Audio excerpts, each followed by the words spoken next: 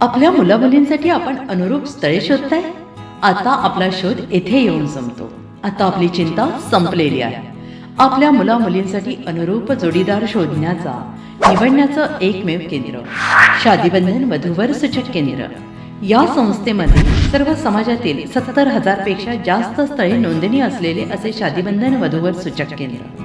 संपूर्ण महाराष्ट्रात आणि कर्नाटकात प्रसिद्ध असलेले एकमेव वधूवर सूचक केंद्र म्हणजे शादीबंधन वधूवर सूचक केंद्र, ज्यांच्याकडे आहे सर्व समाजातील सर्व जाती आणि पोटजातीतील 70,000 पेक्षा जास्त स्थळांची नोंदणी. आपल्या इच्छेप्रमाणे वर्गवारी करून अनुरूप स्थळे निवडण्याची सुविधा. एक वेळा जोडले जा आणि आपलं जीवन सफल करून घ्या.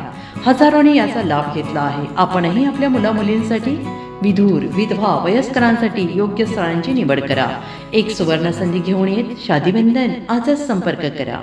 शादीबंधन वधूवर सूचक केंद्र, लोकसंदेश न्यूज ऑफिस समोर, महाराष्ट्र स्क्रॅप जवळ, 100 फुटी road, Sangli. Pincode 416 customer care number 9922864545. आमच्या वेबसाईटवर स्थळे पहा. आमची वेबसाईट आहे www.shadibandhan.in.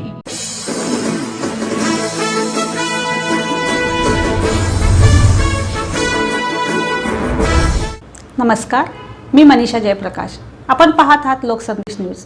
पाहूया आजच्या सविस्तर घडामोडी.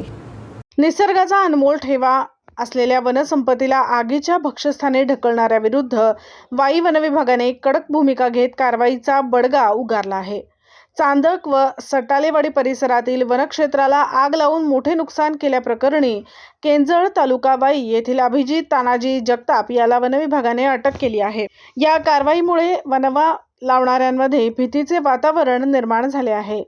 4 मार्च 2025 रोजी चांदक आणि सटालेवाडी परिसरातील वनक्षेत्रात भीषण आग लागली होती.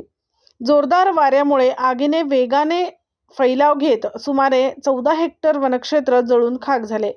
घटनेची माहिती मिळताच वनविभागाने पथक घटनास्थळी दाखल झाले आणि मोठ्या प्रयत्नानंतर आग आटोक्यात आणण्यात यश आले. मात्र तोपर्यंत मोठ्या प्रमाणावर वनसंपत्तीचे नुकसान झाले होते. या घटनेचा तपास करताना वनविभागाने तांत्रिक माहिती व गुप्त सूत्रांच्या आधारे संशयिताचा माग काढला. तपासाअंती अभिजित तानाजी जगताप याला ताब्यात घेण्यात आले असून त्याच्यावर भारतीय वन अधिनियमांतर्गत गुन्हा दाखल करण्यात आला आहे.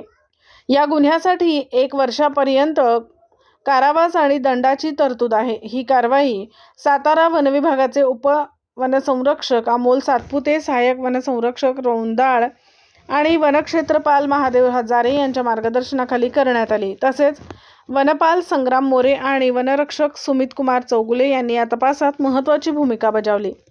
वनवा लावणे, औषध शिकार किंवा वृक्षतोड करणे हा गंभीर गुन्हा असून निसर्गाचे नुकसान करणाऱ्यांची कोणतीही गय केली जाणार नाही, असा इशारा वाई वनविभागाने दिला आहे. वनविभागाच्या या कारवाईचे पर्यावरण प्रेमींनी स्वागत केले आहे. सातारा प्रतिनिधी प्रवीण नवघरे.